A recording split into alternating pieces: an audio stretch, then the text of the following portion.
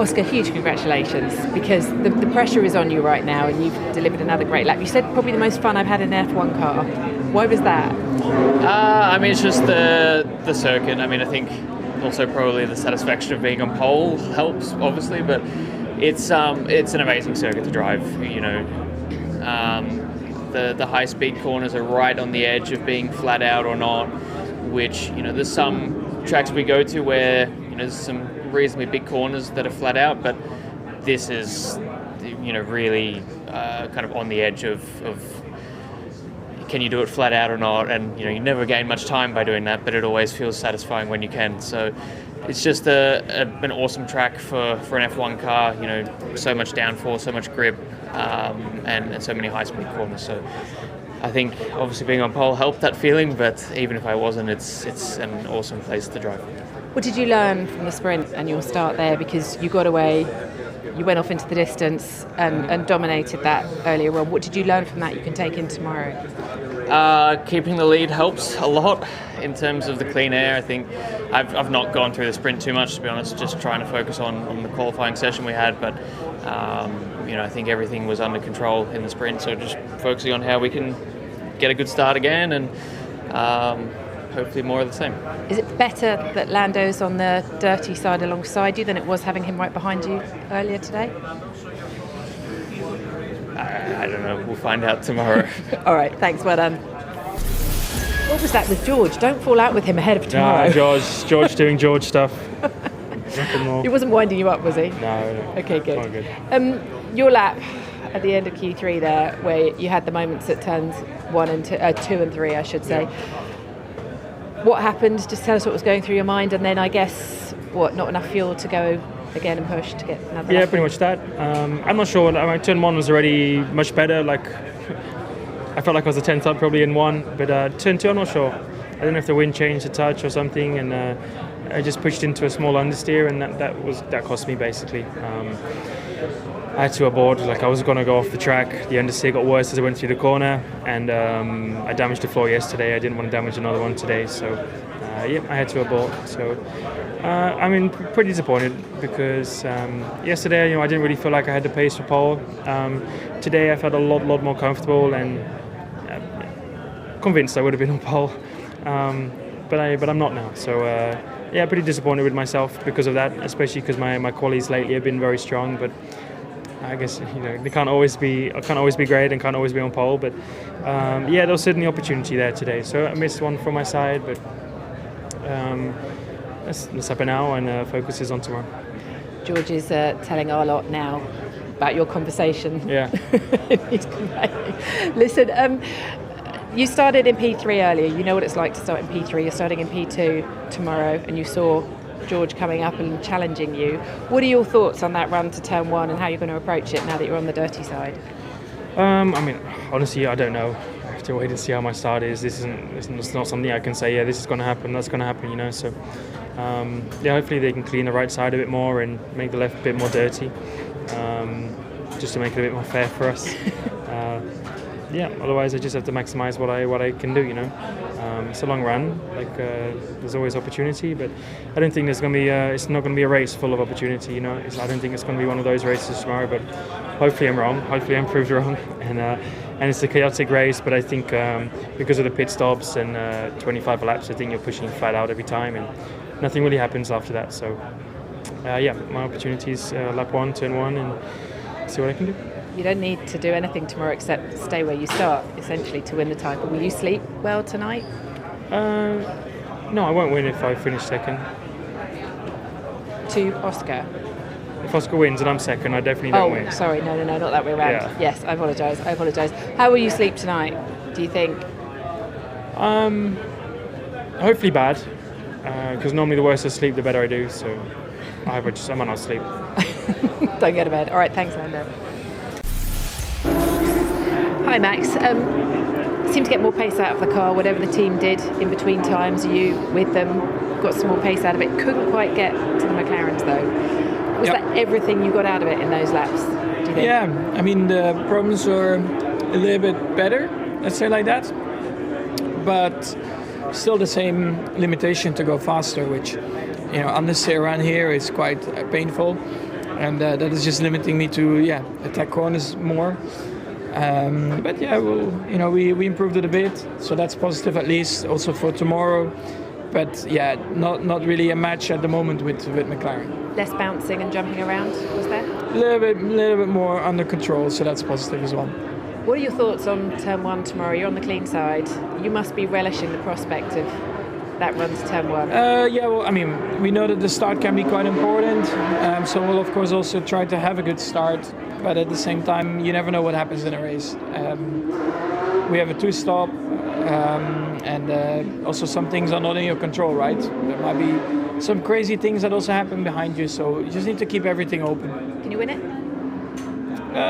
We need a bit of luck for that. All right, thanks, man. Fourth tomorrow. We understand in the pen, your interview there, you said you're going to be high risk tomorrow. Is that right? Is that right? Did I don't say know. that? You're going to take some risks. Well, I started alongside your good so friend I had one Max. person in the TV pen told me that Lando said that I blocked him at turn 1 and that's why he made a mistake. And that turns out it was a load of BS. And then I actually said I'm not going to do more risk or less risk than any other race because, I'm probably slightly more calculated this year than I've ever been in the past. And honestly, I don't really care about the 3 in front. I'm racing for myself. But if there's an opportunity, I go for it. And if not, you don't. I was going to ask, just because, well, actually, I was going to ask about your session. Do you think there was more in it? 2 tenths, it's very close. Yeah, I mean, I was very happy with the 2 laps in Q3, to be honest. So it's annoying when I think I was like 11 hundredths behind Max. But when you've done a good lap, you just kind of say, well, that was that, really. So, of course, I wish I was in P3. But, yeah, we're not. So here we are. You mentioned there that you're more calculated this year than you've been in previous years. And I think we've talked a lot about taking that step up to the team leader position, if you want to put it like that. And there seems to be this difference. You've been consistent all year, consistently getting points even when the car maybe didn't necessarily get it. How has that change been for you?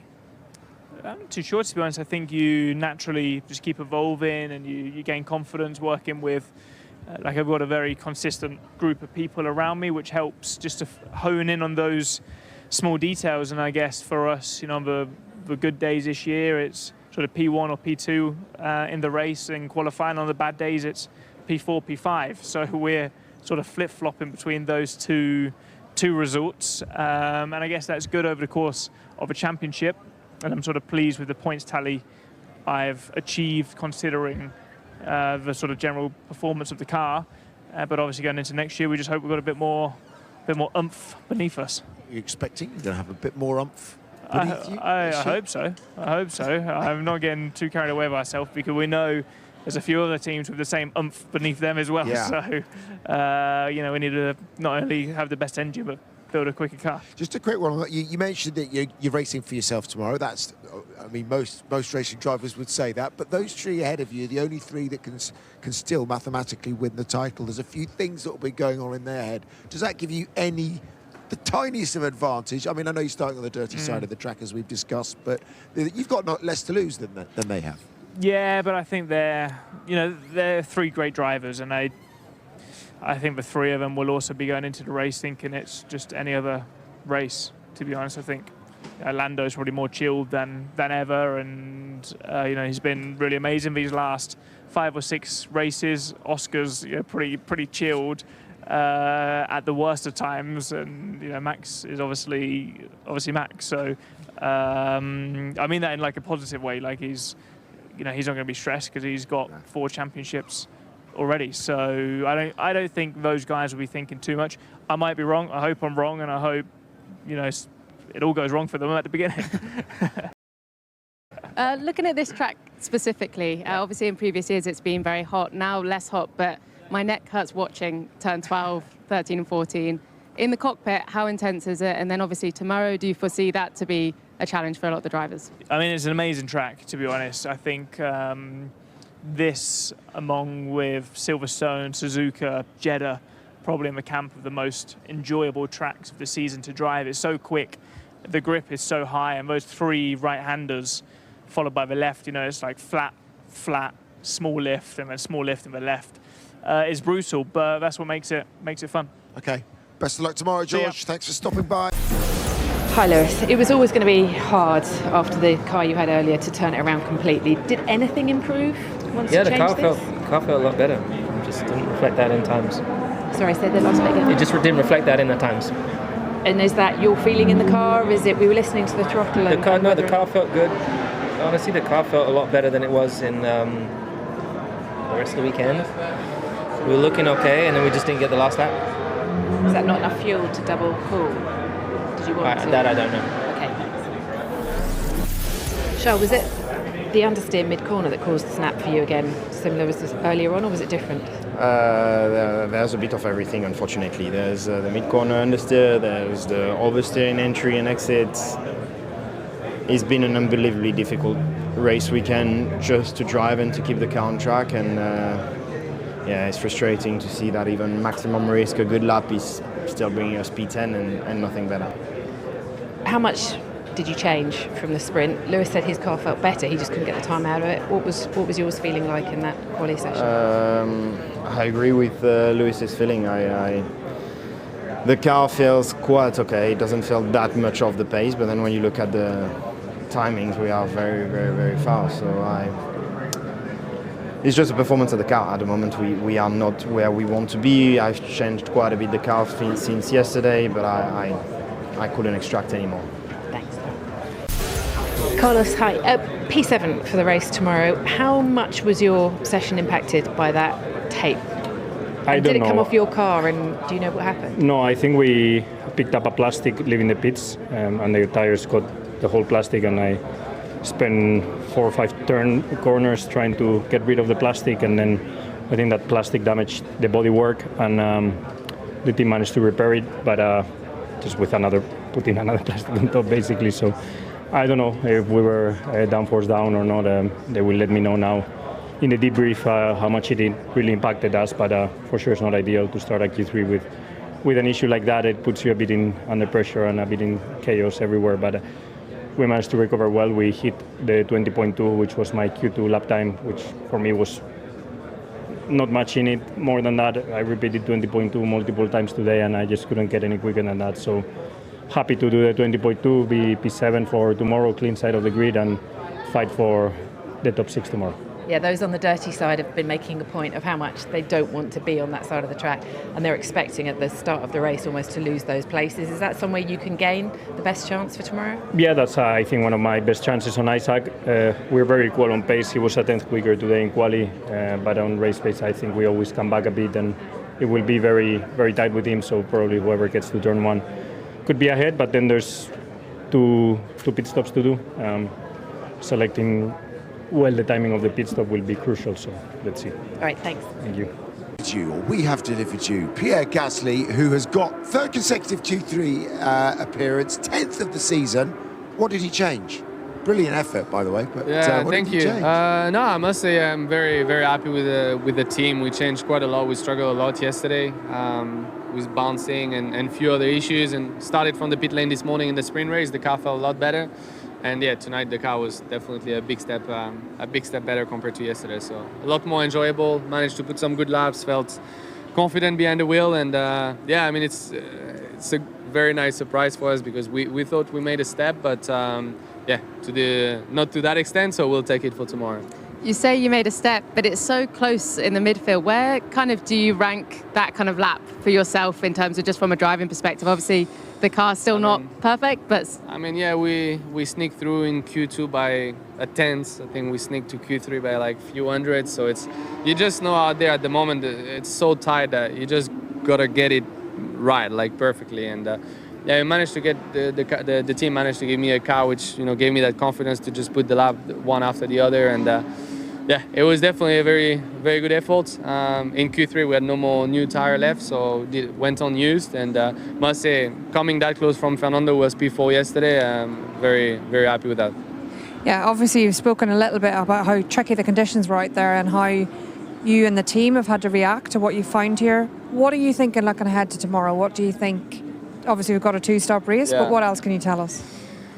I mean, I must say now I'm pretty pleased that the overtaking, it looks pretty tough. This morning I was pretty mad about it, but I must say my view has probably changed on it now that we start in the top 10. We know on Sundays we usually struggle a bit more with tire deck, etc. But with the two-stop strategy, I think that will probably play a bit more in our favor. And yeah, I mean, now at least we know we need to find a way to remain in that top 10. So it's a problem for tomorrow, but yeah, hopefully we can stay in there. Just final one from me, Pierre. Obviously, when you reflect on this season personally, you know, I mean, you've driven the socks off that car that has struggled, but you must be looking forward to new engine partner, getting into next year and a fresh clean slate. You can't say it better. Yeah, I'm definitely looking forward to the end of the year, and yeah, I mean, I'm still pleased because obviously been a very tough year mentally, to keep that grind and keep motivating the guys. I mean, I've known since the start that 2026 is a huge opportunity for us, so it's kind of kept that light at the end of the tunnel. But yeah, it hasn't been easy every weekend, but anytime I'm in the car, I try to put the best out there from my side, and yeah, I'm happy that on days like today it pays off, and yeah, it's definitely going to make tomorrow more exciting for all of us. Thanks, Pierre. Thank you. Appreciate it. Well done today.